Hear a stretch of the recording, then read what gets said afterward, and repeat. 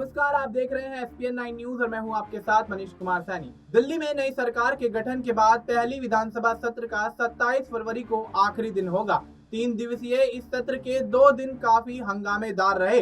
अंतिम दिन को लेकर भारतीय जनता पार्टी ने विपक्षी आम आदमी पार्टी पर हमला करते हुए कहा कि आज तक आम आदमी पार्टी के विधायकों को केवल सियासत के लिए इस्तेमाल किया गया।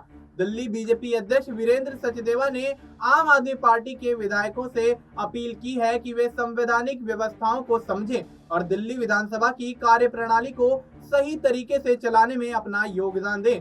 उन्होंने आगे ये भी कहा कि पिछले 10 वर्षों में आम आदमी पार्टी की सरकार और तत्कालीन विधानसभा अध्यक्ष ने नियमों को तोड़ मरोड़ कर विधानसभा को मात्र एक राजनीतिक मंच बना दिया था। वीरेंद्र सचदेवा ने कहा कि पिछले 2 दिनों में दिल्ली विधानसभा में प्रश्नकाल से लेकर प्राइवेट मेंबर डे तक की वापसी पर चर्चा हुई, जो स्वागत योग्य है। उन्होंने आरोप लगाया कि आम आदमी पार्टी की सरकार में विधानसभा की कार्यवाही पारदर्शी और लोकतांत्रिक न होकर केवल सत्ताधारी दल के प्रचार का माध्यम बन गई थी।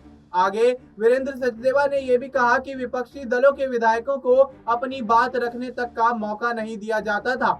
यहाँ तक कि आम आदमी पार्टी के कई विधायक भी अपने अधिकारों से अनजान थे और उन्हें विधानसभा में दिल्ली की जनता से जुड़े मुद्दे उठाने का अवसर नहीं मिलता था।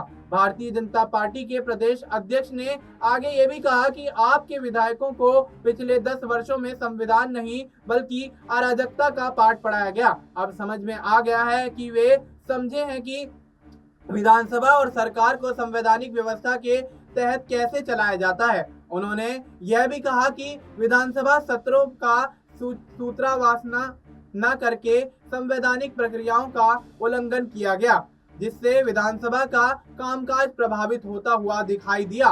वीरेंद्र सचदेवा ने कहा कि अब हालात बदल रहे हैं और विधायकों को उनके अधिकारों की जानकारी दी जा रही है। उन्होंने उम्मीद जताई कि आगे से विधानसभा का उपयोग केवल राजनीतिक बयानबाजी के लिए ही नहीं किया जाएगा, बल्कि जनता के मुद्दों को उठाने के लिए ही किया जाएगा।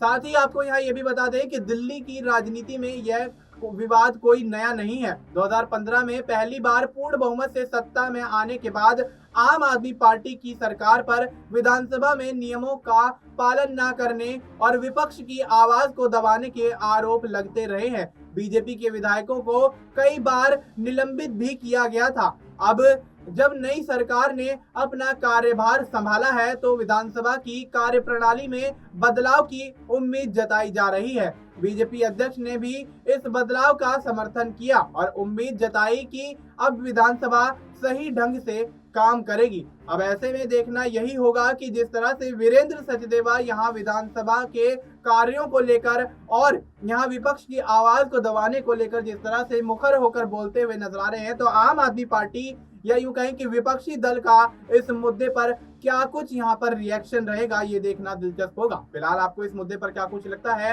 आप अपनी राय हमें कमेंट करके बता सकते हैं। बाकी देश और दुनिया से जुड़ी तमाम जानकारी के लिए आप देखते रहिए SPN9 न्यूज।